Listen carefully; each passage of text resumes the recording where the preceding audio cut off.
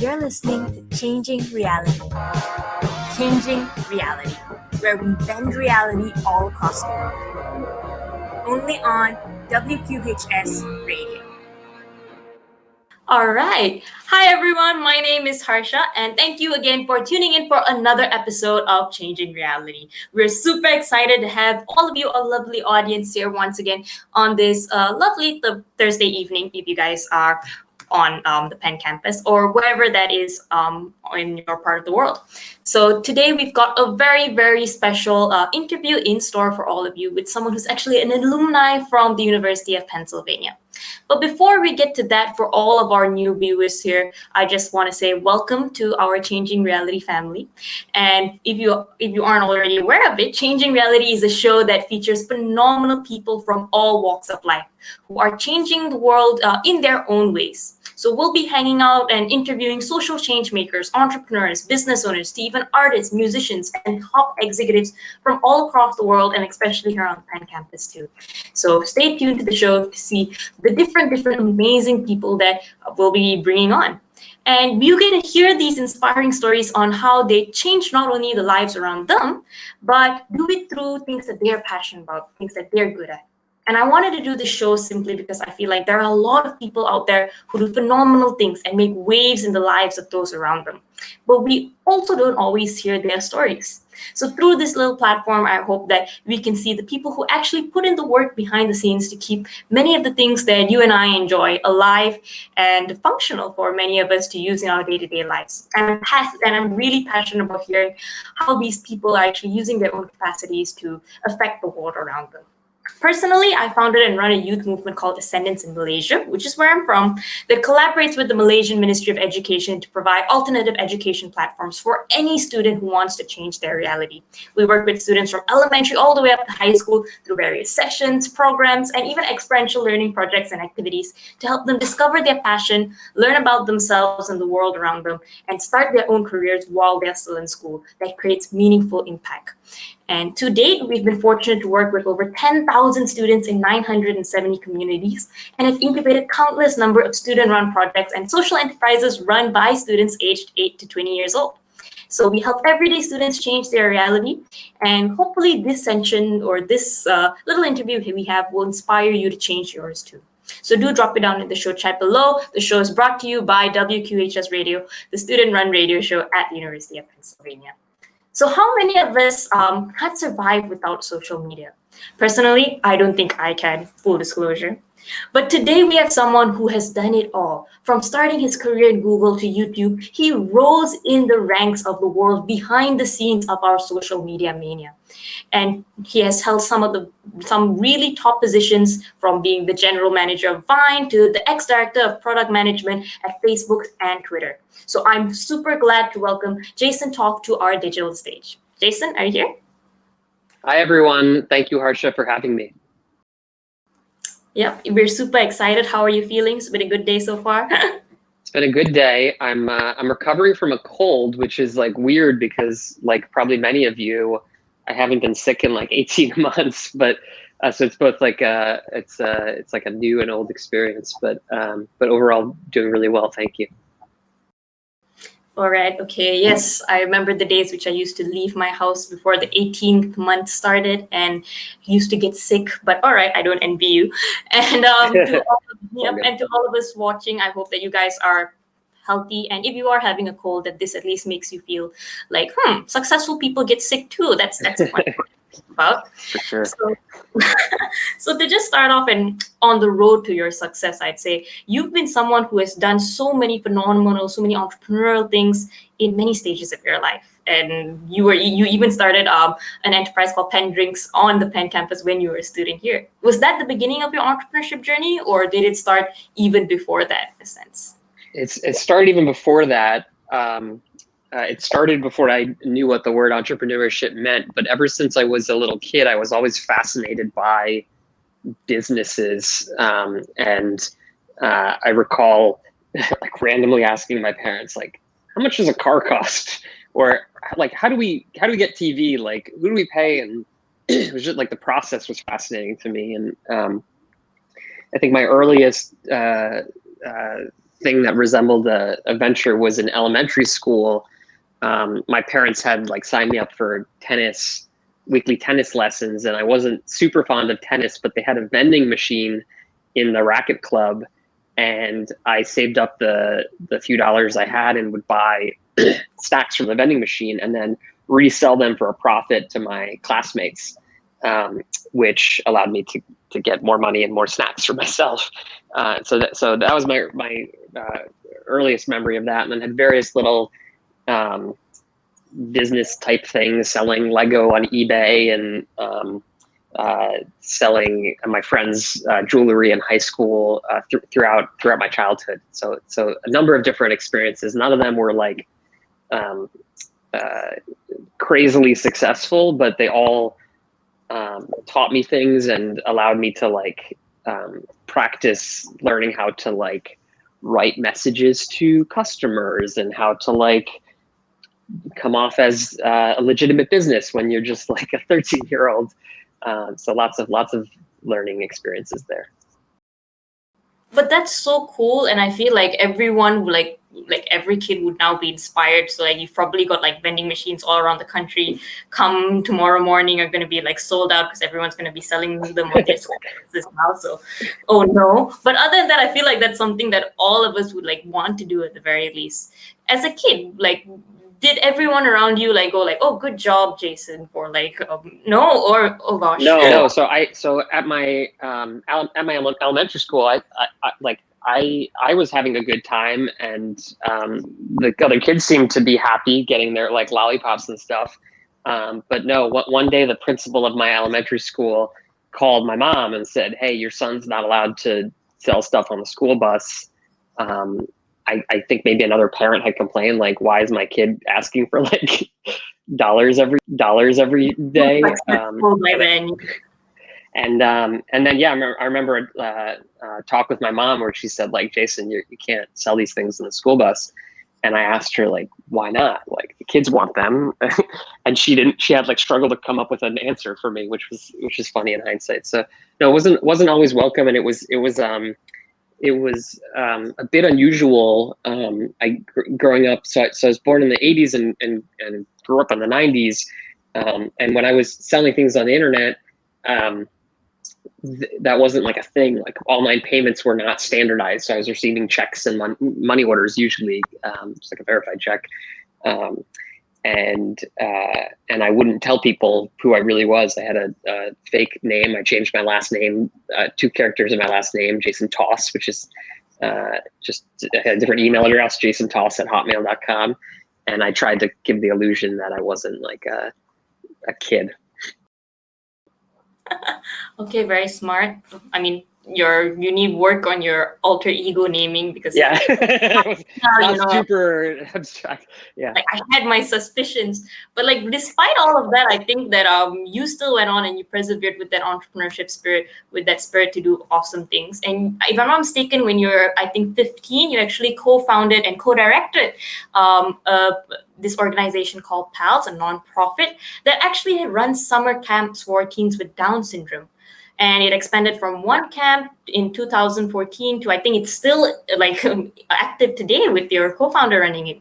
So how did you actually start that off as a kid? Even? Yeah.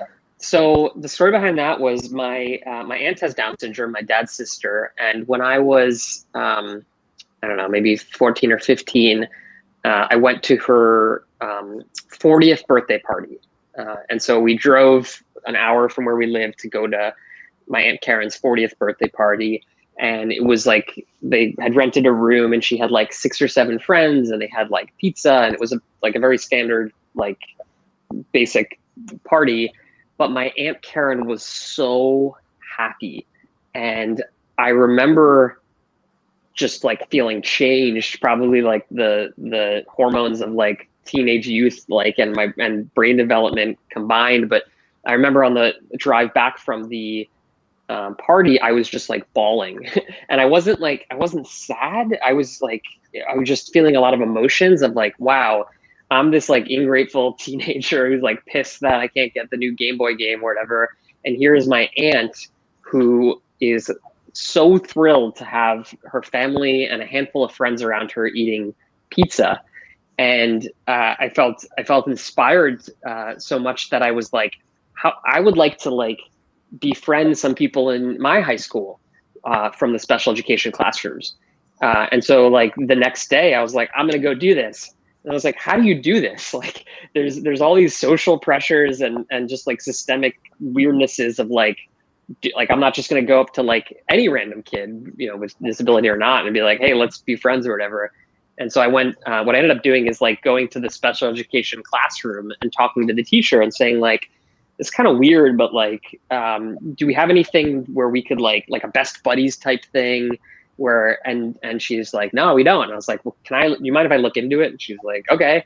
And so I contacted Best Buddies. At the time, they weren't doing high school chapters. It was like a college focused thing. So I was like, maybe we'll just make our own high school thing. So sent around like a petition to see if there would be enough students interested, asked like whatever powers that be at my high school. And we created this club Pals. And it turned out that there was actually like a lot of interest in this. At our first event, we had something like 120 students, went to a pretty big high school. But still didn't expect that much turnout, and had so much interest from the student body that we ended up having like 2 to 3 buddies or pals, we call them, for every person with a disability. And then, as you mentioned, that developed into what became a summer camp. I pitched this idea to a summer camp owner named Julian Krinsky. He runs a bunch of summer camps in the Philly area, or he used to, including some with Penn, and said like, hey, you have business camps, you have tennis camps, you have all these different camps, but like none that really cater to people with developmental disabilities. What do you think about starting one? And he's like, great, let's do it. I'll fund it. Go nuts. And so together with a friend from high school, a guy named Josh Stein, and then a younger woman we met, or a girl at the time, she was, I think, 15, Jenny Newberry, we started this summer camp in 2004 and had 16 campers and 16 counselors paired one-on-one. And it was a blast. And as a teenager, it was like so much fun to like design a summer camp. And it was awesome for the counselors. It was awesome for the campers. It was awesome for the campers' parents, some of whom had told us that they had not had like more than one night away from like their teenage children since they were born. And so it was like, you know, they were able to take vacations. And anyways, it was just an awesome experience. And from there, we just grew little by little every year until we were, I think, at peak for one location, like 130 campers and then like 150 staff. And at that point, it was like unwieldy to like all be in one location because we had like 6 buses, and it was just like and so at that point, we expanded to another location. And then luckily, Jenny, one of the co-founders, who went on to Princeton and is this brilliant mind, decided to like devote her career to this. So she's been running the organization full time for the last like decade or so. And as you said, we're now in like a dozen locations, running summer camps and programs throughout the year. That's amazing. And it's like you built something that even like carried on until today and creates so much meaningful impact. And I can definitely see that whole entrepreneurship vibe coming back like in this story. And like, what made you kind of like take that next step and apply to Wharton or Penn in a sense? Was it just like, did you just Google like business colleges and be like, oh, that's like first thing that popped up? Like, yeah, it makes sense. Or how did you figure that out? Yeah. So, as the son of 2 Jewish parents and 1 immigrant parent, they were like very focused on where are you going to go to school ever since I was young. And so I was familiar with like a lot of universities early on, like I'm sure many Penn students and alumni were too. And I guess I thought I seem to enjoy this business thing and I'm not terrible at it. So like, where are good business schools? And naturally, Penn had one of the best, and so I applied early, and my parents were very supportive because it was an hour from where I grew up, so it wasn't too far from them to visit. All right, win-win situation. And when you were in Penn, I know that many people in Penn come in either very lost or very focused. You seem the very focused type. And you, if I'm not mistaken, you actually did a Bachelor of Science in Management, Operations, and Information Management, I think. And with the minor in music, right? That's right. Yeah. Like, Yeah, how did you come up with this combination in the first place? Like, I get everything, then there was music, and like, how did you pick, in a sense, what was best for you? yeah. So I just wanted to be an entrepreneur. Actually, the other school that I was most interested in high school was Babson, which had like the best entrepreneurship program at the time. Um, and it was kind of I didn't fully get that Wharton was so focused on finance. Like I'd heard of investment banking. I'm not sure I'd heard of consulting, but I didn't know what these things were. And so it was a bit of like whoa, like there's a lot of people here who are studying to work in like large banks, and like that's not something I'm interested in. So I was focused, but also felt a little bit like strange or something. And in my freshman year, there was a required course. We called it OPA. The acronym was OPIM, OPIM, Operations and Information Management. And this was a class that was dreaded by most of my peers, but I loved it. And it was basically like, how can we use spreadsheets to to answer complex problems and figure out like supply chain problems, and the part of it that I really loved was that we would write these scripts, basically like it was like super simple programming in VBA, Visual Basic A. I don't know what the A stands for. And again, I loved it so much that I would like tutor my peers and I was like, I'm enjoying this. And then, so that's how I was like, I need to major in OPIM. And then I was a Management 100 TA. I think they've since renamed the class, but was always fascinated in the intersection of like business and people and which is, I think, one way to summarize management. And then in terms of music, I figured I'm at Penn, I should explore other classes they have. And so when I was looking through like the different class options, I found this amazing music and technology class where you basically could like create electronic music as a class, which seemed like so much fun. And then I found this like intro to sitar class, which I hope still exists, taught by a professor named Alan Miner. They only had like a certain number of slots because we had to fit in a room and share sitars. But so I started learning the basics of sitar. And was like, I love this. I want to take more of these classes. And so once I did that, I was like, all right, I have enough that I should probably just get a minor in this. Okay, very cool. And everything seems to be coming together in some way. So I would like to say that you had like a really cool Penn experience. You did music, you found your passion, which is something that I feel like a lot of people don't find like a class, especially those hard classes that resonate with them. So congrats, great job. You seem very smart. And like, what happened? Like, what were you like expecting coming out of Penn, like having graduated? I know you started Google there, but like, was that always the plan? Did you always know like, this is what I'm going to go into? Or were you like the rest of us and lost and confused? No, I was very confused. I think in hindsight, it's easy to be like, oh, yeah, this guy had shit together. He knew what he was doing, but I did not. And, I went into Penn knowing I want to start a business. And then I was surrounded by hundreds of smart people who appeared convinced that as I mentioned, the right thing to do was like to go into investment banking or consulting. And I knew that I didn't want to do investment banking. It just didn't feel like right for me. But I was like, this consulting thing seems pretty cool. You work with other smart people and you consult in companies and whatever. And so I started getting like sucked into the tide of that and came extremely close to working at a consulting company. But I still had that like entrepreneurial tug. I also fell in love with Apple, like millions of others at the time. They had released the iPhone my sophomore year. And I was just like completely enamored. I was one of the many that were like waiting in line and buying, the first iPhone. And it just seemed so clear that this was going to like change how the world worked. And so as I approached my senior year and decided like, I'm interviewing consulting companies, I should explore other companies. I tried to try to work at Apple. And I basically like emailed every alumni at Penn that I could find via some like internal database and said, hey, will you hire me? And heard a lot of friendly replies, but they were like, no, sorry, we don't hire people fresh out of college unless they have computer science degrees. I suspect that's probably changed because Apple's grown a lot since 2007. I hope that's changed. But then in that process, I kind of opened my mind to like tech companies as a concept, which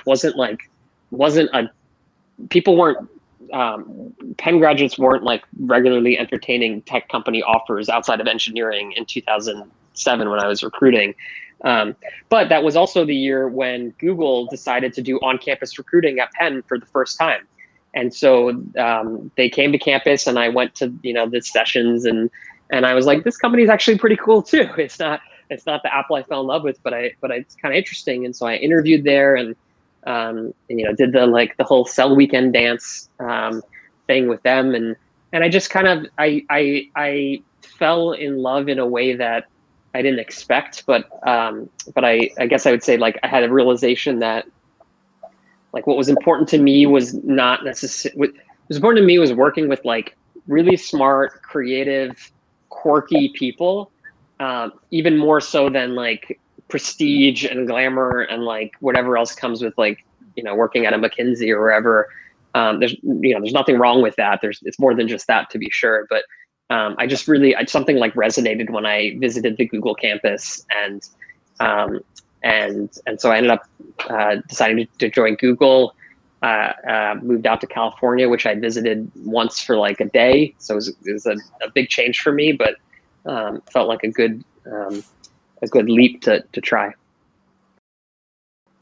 Very cool. And you started as a product marketing manager, right? So being new to Google, like, are the magical stories that we hear true? Like, is everyone like super smart and kind and selfless in Google, or should we get a reality check? Like, like I just imagine you go there and then the golden gates open and then rainbows rain down the sky. Like, how accurate is my point of view of this? Honestly, like at the time, that's how it felt, and that's how I remember it. I'm sure it wasn't as glamorous, and I'm sure like all companies evolve, and it's not exactly the same company as it was then. But no, it was pretty special. There were so to paint the picture, I started at Google in 2008 in September, and at the time, Google was like renting out buses from like a local like limousine bus company, and so they pick you up in San Francisco. You sit on this like very nice bus that they've like customized so that you got a desk and internet, and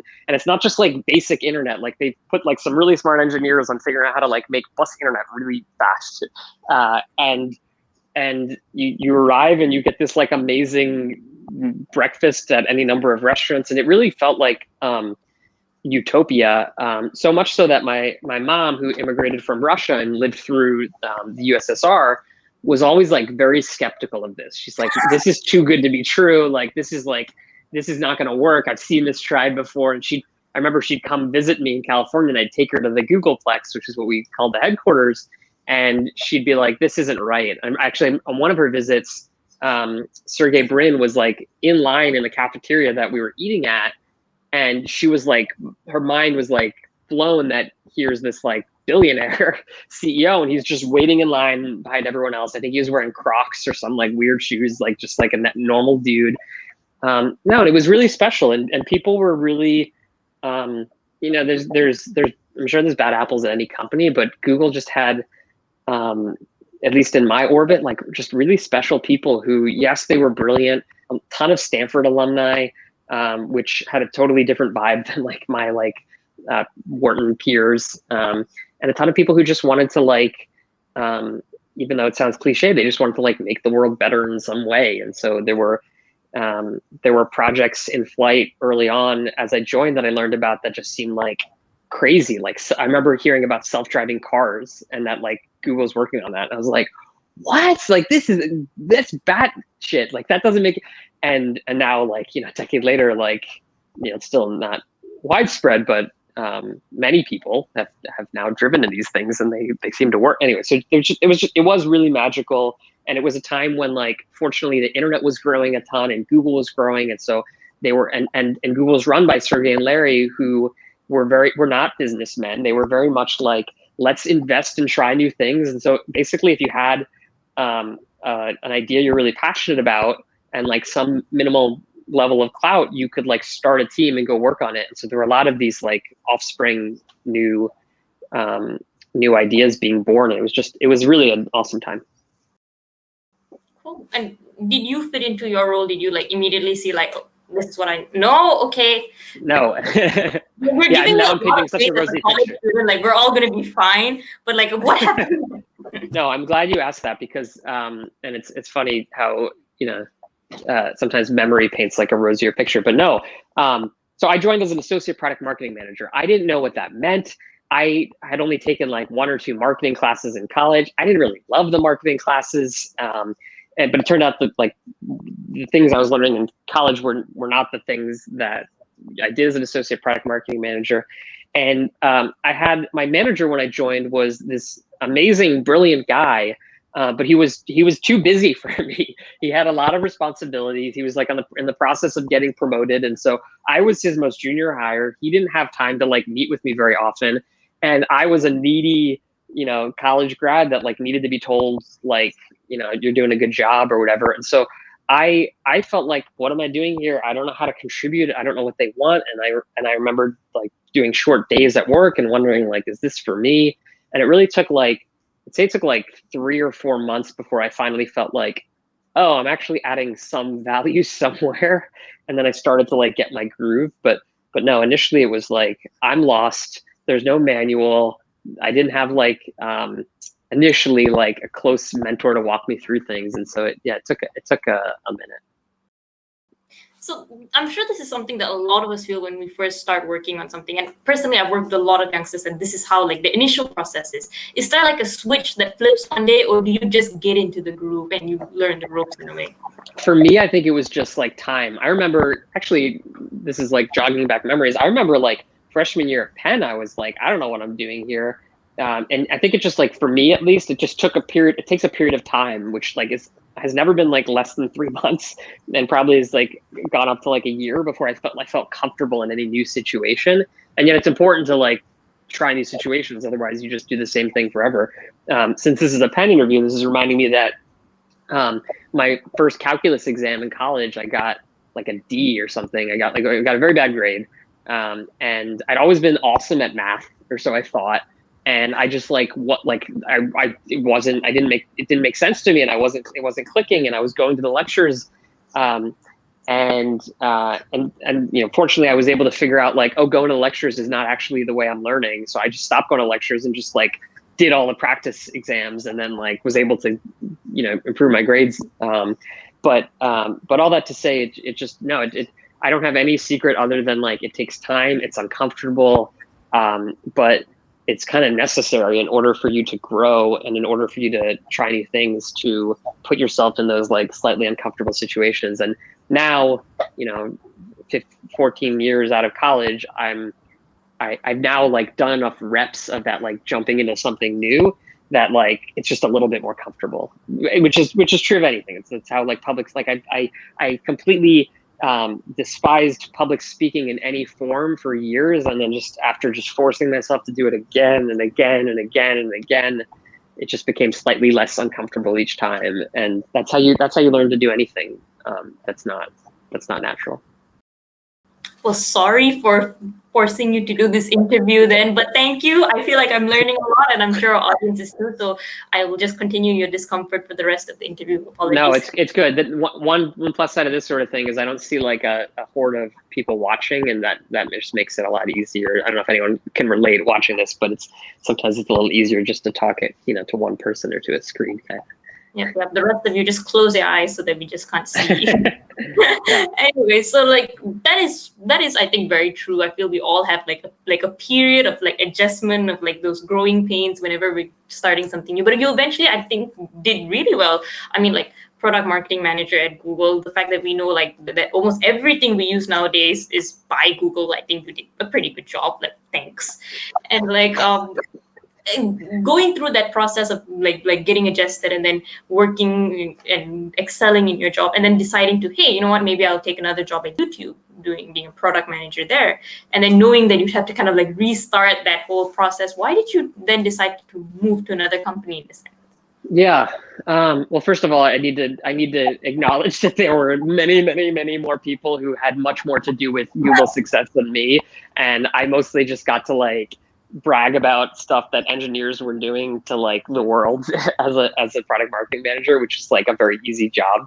compared to like actually coming up with like the brilliant tech that powered things like Gmail and Google Voice and whatnot. But in terms of YouTube, so I was in a rotational program, which was like, seemed cool, but in hindsight was like awesome. So any of you considering those sort of rotational programs, I would encourage it, because I was forced to switch teams after my first year. So I worked on Chrome for a year, and then I was forced to work on a new team, and then I worked on Gmail.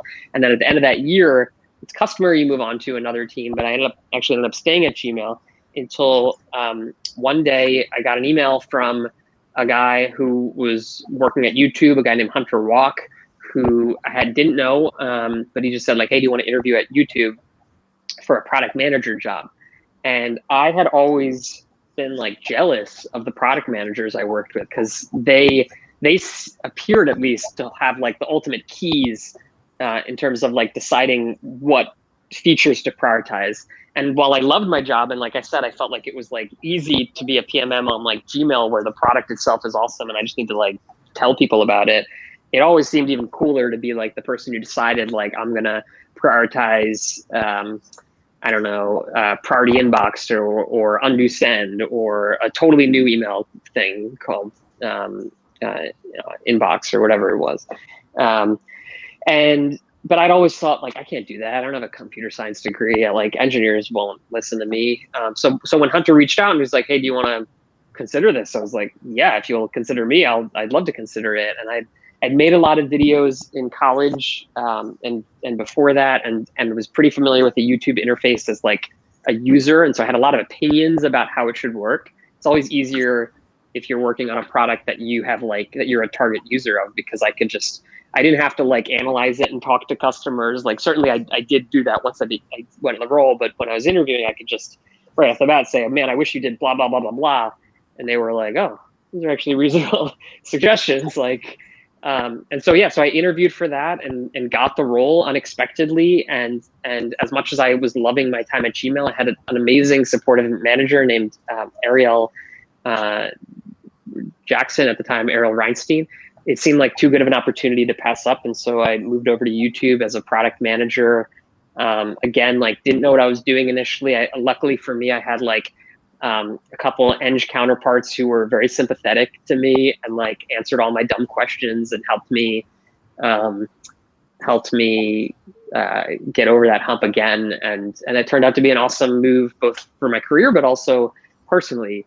And although it turns out product managers don't have like the full magic wand powers I thought they had, turns out like engineers own a lot of that. It was still like a really fulfilling switch to become a product manager. Okay, very cool. Goal achieved, I see. Good job. And like in that role, you mentioned that before that you thought, maybe I can't do that if I don't have a computer science degree. But then you got this role, and then now I assume you have this team. You've got engineers who report to you. You've got marketing people who report to you. How was it like taking kind of like charge of the whole product and growing it in a way? And as you were new to the role at the same time, how was that for you? So I was very lucky in many ways. One of which was I had a really great wise manager, a guy named Noam Levinsky. He had a really great wise manager, initially Hunter Walk, and then later a guy named Shashir Mehrotra. And I could kind of like follow what they did. And one of the things that Shashir taught to his like PM team was that the role of any PM when they join a team is note taker. Is like, your job is not to come in and be like, all right, step aside. This is what we're going to do. Your job is to like add value in some way. Nobody wants to take notes. Fine. The PM will do it. You take notes and you basically the meta point there from Shashir was like, you have to like earn people's trust, and you have to like show them that you can you can bring value, and then they will eventually come turn to you. And so that's kind of what I did. And it was easier because I really didn't know like what I was talking about in many ways. So I just asked questions, tried to be valuable, take notes, tried to make my team look good. I was also really lucky that the team I joined did not have a product manager. So a lot of people will be stepping into roles where they have shoes to fill. And in my case, I was like icing, because they were doing stuff on their own, and they were like, actually, we could use somebody to go like, prioritize this stuff or talk to this other team or whatever else.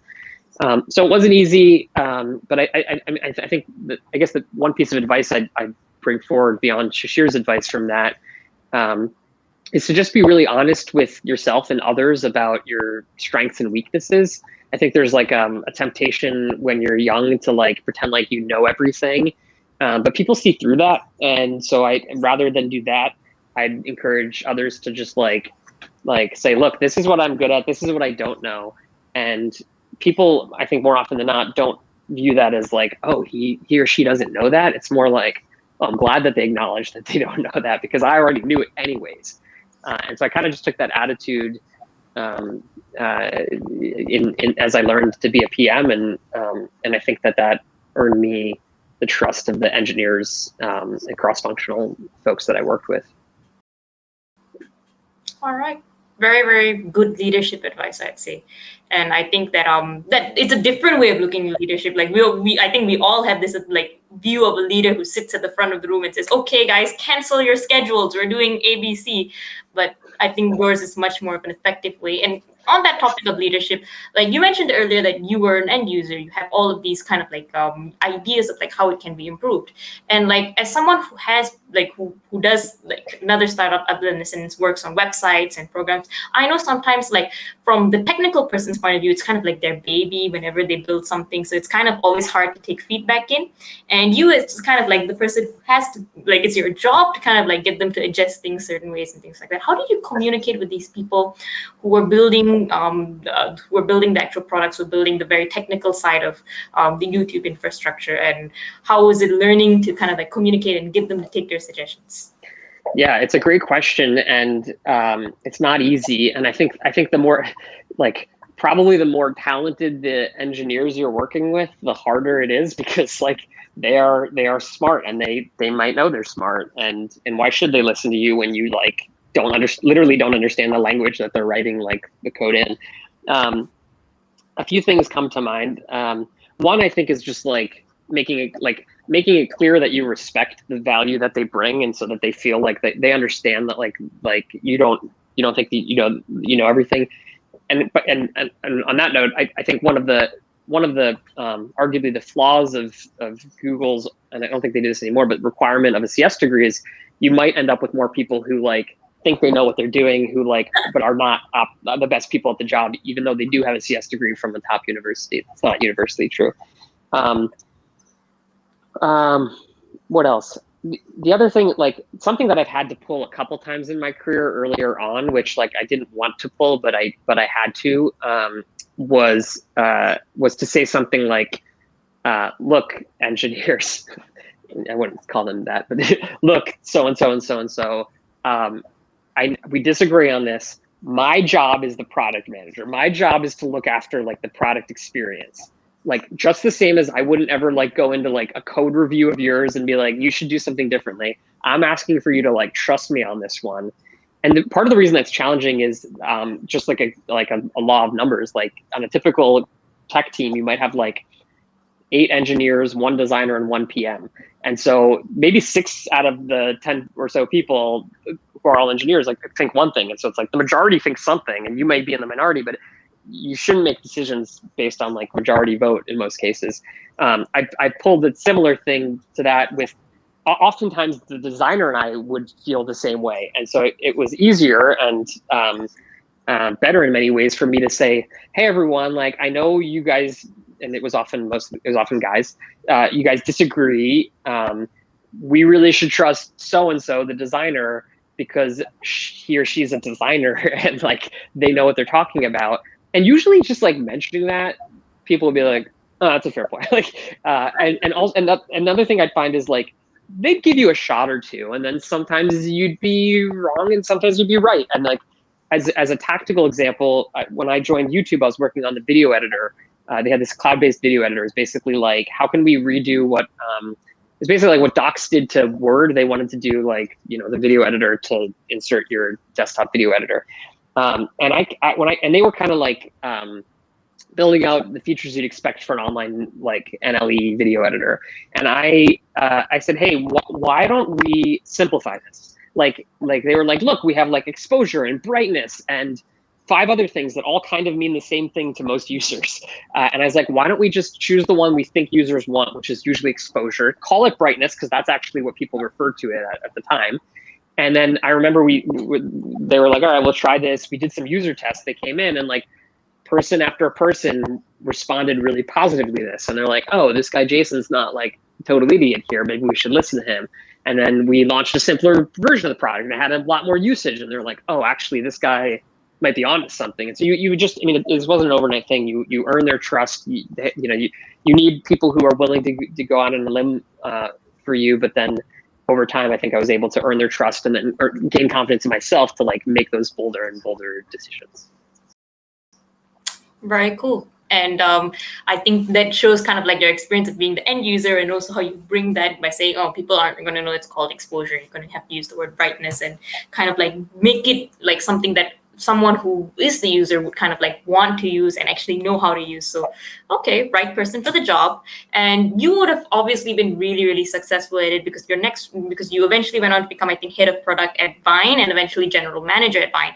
And off topic, how do they even hire for Vine? Do you have to have like a certain amount of like pop culture knowledge of like the memes that are circulating and they're like, yes, that's our guy? Or like, how do you even get to Vine in a sense? So like many things, it was a weird twist of events. I had at the time I had moved, I was living in California working in San Bruno at YouTube headquarters, and there was in the course of a week, my then girlfriend, now wife's dad was diagnosed with terminal cancer, and my mom had like a freak accident, and we were like, wait a second, we have to be closer to family. They were both in Pennsylvania, and we were like, career is important, but family is even more important, and we need to move. And so luckily supportive managers at YouTube were like, cool, you can move, you can work remotely. And so I did that for a while, and then turns out working remotely sucks, as a lot of or at least it sucked for me. It's sucks even more when like the rest of the team is in person, and so you're just like the one person not in real life. And so I started to think about like what's next, and was connected through some coworkers to some leadership at Twitter. They had purchased this company Vine. One of the co-founders had to take a leave of absence for like health or personal reasons, and so they were looking for a head of product. And so I think there was some amount of like, does this person have like some semblance of taste and understand like the mobile video landscape? I mean, at the time, memes weren't. Memes existed certainly, but they weren't in the form that they are today. But did my interviews. A lot of it was like cultural, like do these people want me around? I guess, I think. And then they did, or they thought they did, and then ended up at Vine as head of product, which was a fancier way of just saying product manager, because at the time the team was like 15 people, and so there was. I was the head of product, but the product team was just me. There were no other product managers when I joined. Okay, very cool. And again, Vine has been so revolutionary. I think like I can't walk down the street without quoting 3 Vine references.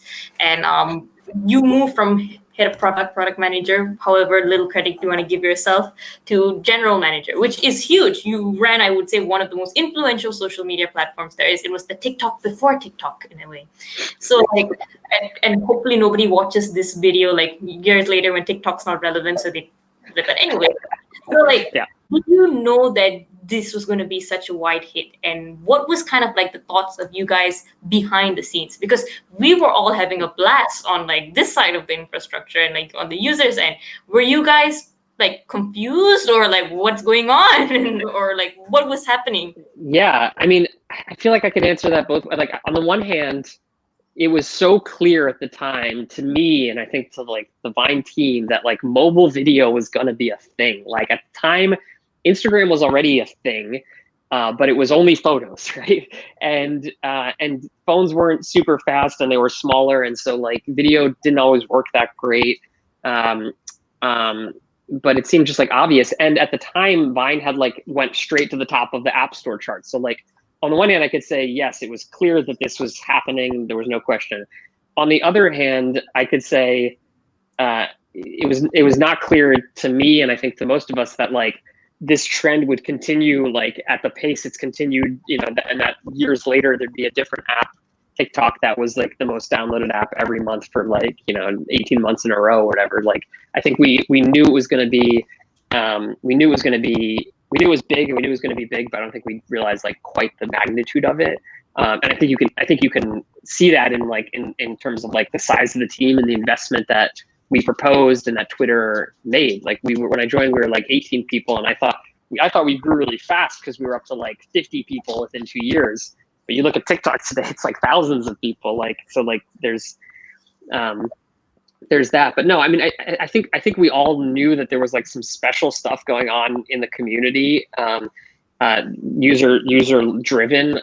Honestly, most of it was outside of our control, for good or bad. For good, because there was this like vibrant excitement from people. Like we wouldn't decide that like memes are going to be a thing, comedy was going to be big on Vine. Like people decided that.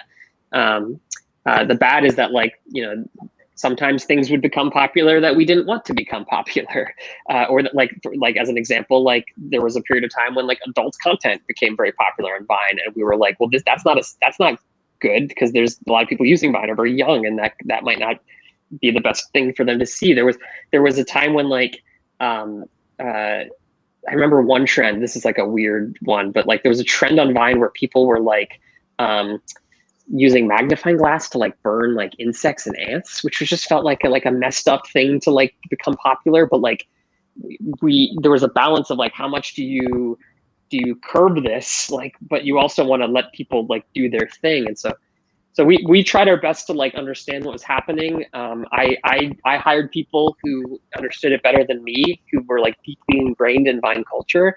And we would ask them to like help teach the rest of us on the team. We'd watch like a weekly playlist of Vines, to better understand like what was trending, why it was trending, what the origin of those Vines were, just to get a better understanding of like what was happening. Because it even though it was, even though these were just 6 second videos, there was a lot of complexity behind, and history behind each one of these the memes that emerged. Okay, so it's nice to know in a sense that if you trended enough on a social media platform, you'd catch the attention of the people working there. So that's a nice thought. Everyone who's creating content is now going to set a new goal that their videos get played like in a board meeting. So thanks for that, I guess. But like on that note, at YouTube, when I worked at YouTube, one of the most delightful things was all the rooms were named after like viral YouTube videos. And so you'd go to a room and be like, what's this? And you'd find this whole like treasure, because it was, anyways, just to say, yes, like you absolutely will get the attention of like the teams behind them. Okay, so new goal: make a YouTube video so popular they'll name a room after you. Okay, this video that will be up. Okay, guys, we've got to keep watching. But, okay, very cool.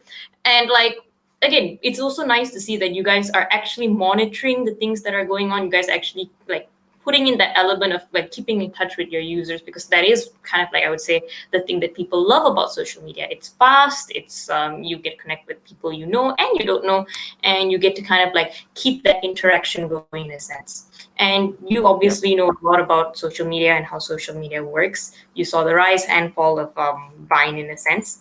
But after that, I think you moved on to Twitter from like the larger Twitter organization from Vine. And was that a leap in any sense? Like Vine is very much youth centric. Twitter, you've got everyone and everything, all like from politics to jokes to saving shows every other month. So like, how was that transition for you to like broaden up the whole scope, and what did you learn from your time in Twitter in comparison to your time at Vine that you didn't see at all? So Twitter owned Vine, so it was kind of an interesting relationship. And to be sure, I was always working at Vine while I was part of Twitter. I just became a director at Twitter, in addition, or like whatever, at the same time as being a GM at Vine. But I was able to see a lot of what was happening at Twitter, and got a preview in many senses of like where Vine might be headed, like both in terms of like content policies. So like Twitter initially had a very lax content policy of like anything goes, and then they realized like maybe they need to be a little bit stricter. And in fact, when it comes to like video, you have to be even stricter. At the time that I was there, Twitter was just launching its own video product. And so they were realizing, oh, where we draw the line for like a bit of text may need to be a little bit different for a slice of video. And the other big lesson that I observed at Twitter was like what the effects of becoming a public company are, especially like if your product is especially if your product's not like growing at the rate it once was. So Twitter had gone public shortly before I joined, and when you become a public company, you have to disclose certain public metrics, like how many users are using your product, and that creates an additional level of like pressure to keep growing that number. Unfortunately for companies, you don't have like a direct, it's not like you can just say, okay, let's increase this 10% every month. Like you're at the will of the people. You just like get more people. I don't know, just like plant more people, I guess. Well, that sounds like absurd, and yet I had conversations with like executives at Twitter who were like, okay, what can we do to just like make this like an even growth so that every quarter will grow by X million? And I'm like, I wish we could do like, and if we could do that, why wouldn't we just bring them all in immediately?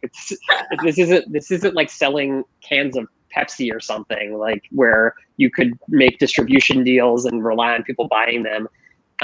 So that created a lot of strange incentives, I'd say, where Twitter started expanding this growth team, a team focused exclusively on growth. And while there were really smart people running it and working on it, it was bizarre that there was like a team working on the product and a team working on like the growth levers, which evolved into like email reminders and things that like maybe increase the number of monthly active users in a quarter, but like no like Twitter user out there is like, thank God for that email reminder on the 30th of the month. Like things that aren't really driving like direct value to the user. So anyways, I learned mostly from observation a lot of the strange things that happen when you become a public company. Yeah, I'll pause there. Oh, okay. Very interesting. I didn't think of it that way, and I didn't think of the struggles that. So, like as you said, it's not like a can of Pepsi. If like someone has an account, you can't be like get another one. Like I guess you could, but like I mean, you can, and companies do that. They're like, oh, we should use multiple, and it's like, this is bizarre. Like this is what are you optimizing? Yeah, well, okay. And I will definitely think about that the next time I try to access anything on Facebook, and I should think that I should get another one just in case, like help them out a bit. I can do that. I've got a couple of emails, so you're welcome, Google. But anyway, moving on again from Twitter, you then went to Google again. You worked on their AR and VR department, or their division in AR and VR. That is extremely cool, and everyone now is looking at AR and VR as the future. I mean, it's kind of your past since you were there. So, like, how did you kind of like come into this new role again? And is it as cool as it sounds? Number one, and number two, like, okay. And number two, it's like how like your job is kind of like coming up with these new products and things like that. So, in a field where everything is new, how do you get that inspiration of what you can actually start working on? I'd say like if anyone watching or listening has not tried a 6 degrees of freedom VR experience, you should. So like the Oculus Rift or the Vive, those are 6 degrees of freedom, meaning you can like a Google Cardboard, you just can move around like this. That's 3 degrees of freedom, and then with one of like these, you could actually move around the room, and it's a totally different ballgame. And yes, it's awesome and it's mind blowing. And for a while, after I joined Google, I was just giving people demos, and it was like delightful for me because I could see people's just like minds get blown, and then it's delightful for them. So on the one hand, yes, it's as cool as it seems, I guess. On the other hand, like totally no, it's not as cool as it seems, because like as neat as this device looks and as magical as it is, 99% of the time it sits on the counter because like a lot of practical reasons. Like I put this thing on my head. I probably don't need to tell you, like I'm ignoring my wife and children.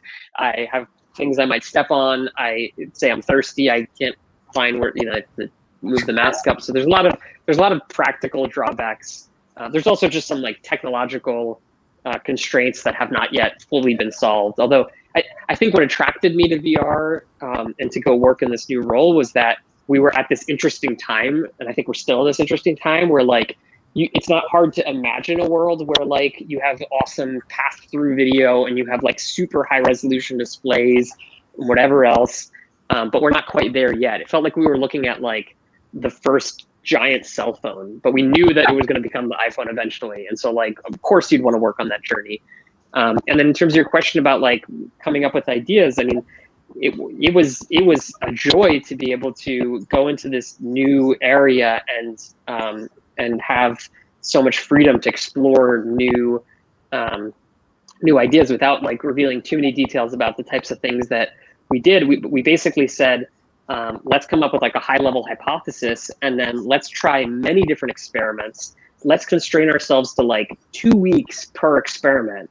And it turns out, like most things in life, there's like diminishing marginal utility. And so like in 2 weeks, you can create a Unity demo that demonstrates a concept. And then it might take like 5 months to like craft that down to something you could like ship to a larger audience. And so we basically tried to like embrace that instead of fight it and say, let's just get the 80% concept down and test lots of different things and get a feel for them. And then after we've done that, we can regroup and say, okay, which direction do we want to explore? So that's basically what we did. Okay, very cool. How did you build a team that was willing to try this out? I mean, like normally you go to work, you say like, this is my job. This is the thing that I'm supposed to do. And then you come in and you're just like, you know what? For the next, 3 months, we're going to like do different things every 2 weeks. We've got to finish at least like, we've got to like get it to at least a stage where we can test it out and things like that. And only then we're going to decide what we're actually going to do. So like, How do you like build and convince a team to do this in a sense? It's a great question, and I think I had like enormous luxury of being doing this at Google, and it's part of the reason I wanted to do this at Google and doing it at Google New York. So Google New York is the second biggest engineering site for Google. It's quite large, thousands of engineers, but it is the second biggest, right? There's like way more people in Mountain View, and so like most, not all, but most like crazy new technology projects, self-driving cars, whatever, like, well, people aren't in Mountain View. Again, not universally true, but as a result, sorry, I'm just muting my father calling me. As a result, there were lots of engineers in New York office who were working on things that were mildly exciting, but maybe not like crazily exciting. Like there was a massive ads presence in New York, and so I had the luxury of being able to through nanobots. No, what'd you say? Sorry, you cut out. They weren't exactly like making like revolutionary. No, okay. They were like optimizing ad exchanges. Like that's oversimplifying. I'm sure they were doing a lot more interesting things, but there were enough people there that I could like, I just printed out signs. Like there's internal like job postings, but I just printed out signs, tried to make them eye catchy. So I think I found like old pictures of like famous people and then put like new goggles on them, and it just kind of looks like a funny juxtaposition. And I put them around the office and said, do you want to work on VR? Come talk to me. And I'm sure a lot of people were like, what are they gonna work on? I have no interest. But there were luckily enough people who were like, you know what? I would love to work on something new. There were some people who had like just been passionate about VR as a hobby, and they were like, sign me up for this. And so there was kind of like some amount of self-selection. But in short, there was no shortage of interest, which was amazing. And then so much so that I gave them some homework to like really test their passion. I was like, I want you to make any app in VR and show me the app. I think along some like high level thesis. And basically it was like people who were like really stoked about this, but would spend the next weekend or whatever, like coming up with something. And then a lot of people were like, I'm going to just stick with my day job. And so anyways, we were able to form a team of people that were like, amazingly talented, willing to learn a new programming language. None except all but one were completely new to doing 3D development, but like Google has a mentality of like engineers as generalists and that they can learn anything. And so these people basically just like went through some tutorials and learned how to develop 3D apps. And luckily they were really smart and were able to pick this up pretty quickly. Okay, pretty smart, and kind of like getting them to kind of like self-select also, I think pretty much helped you out in like making sure that the people who actually came there were like, if they're crazy enough to look at a sign of like some old-timey wearing VR goggles, I'm pretty sure they're like crazy enough to like build VR stuff. So pretty Yes. smart way of like Yes. getting them on board. And eventually you became director of product management at Facebook, which was your recent role. And tell me a little bit about this. You started this role, I think, just before the pandemic started, and you've been in Yeah. it throughout most of the pandemic.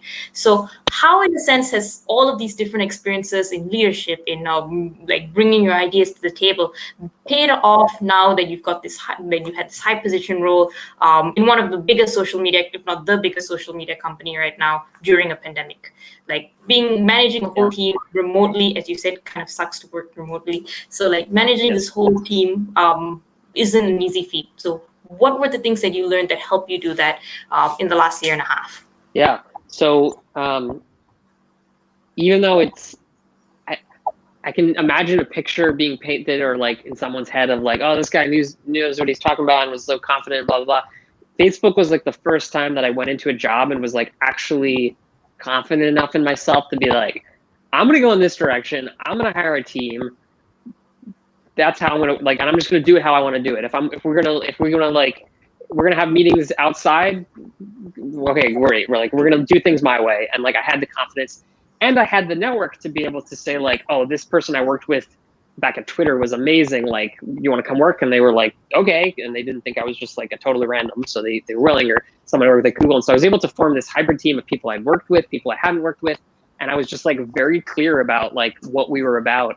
And it was slightly harder to form the team than Google, I think. I think partly because of like the mindset of because the culture of like Facebook and there's a little bit more emphasis for engineers on like metrics. And so I was like, I don't know what metric, like not I don't know, but like we're not going to have any like objective metrics. We're not going to have millions of users. Like if you want that, if you're concerned about being promoted, this is probably not the team for you. And that, a lot of people were like, okay, so like have a good day. But I mean, but we did form a team, and then as you said, the pandemic hit, and honestly, it was terrible. Like it's I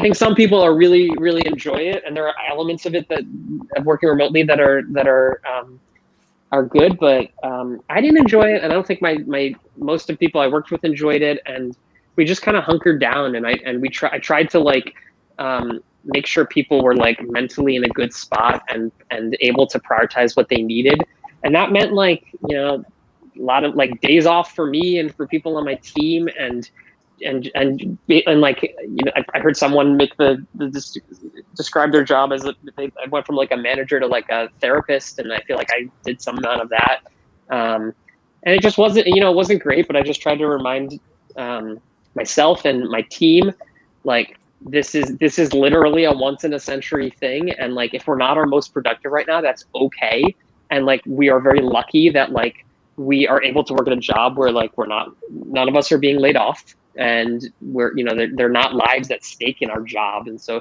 it's okay if we slow down a little bit, and it turned out that some of the things we were building were actually like even more relevant when people were remote. So one of the things we built was Collab, which is the collaborative music creation software, where a lot of musicians were stuck at home and wanting to play with others, and so we kind of accelerated things that seem to be even more relevant today, and so I think things worked out fine, but no, it wasn't easy. It's still not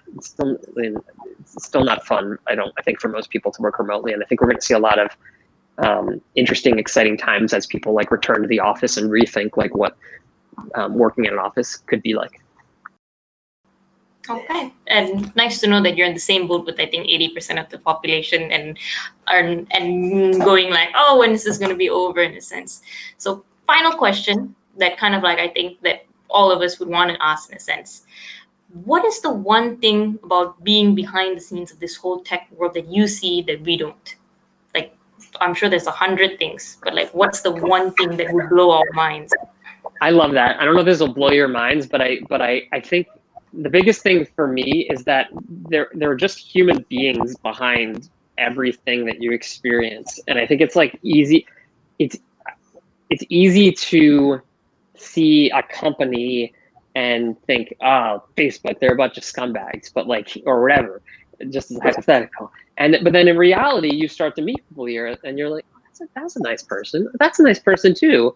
Oh, and I see how they made that mistake. That was like very much not good. But like by and large, these are just like human beings trying their best and working in completely new territories. Like nobody would have predicted what Facebook was today when Facebook started.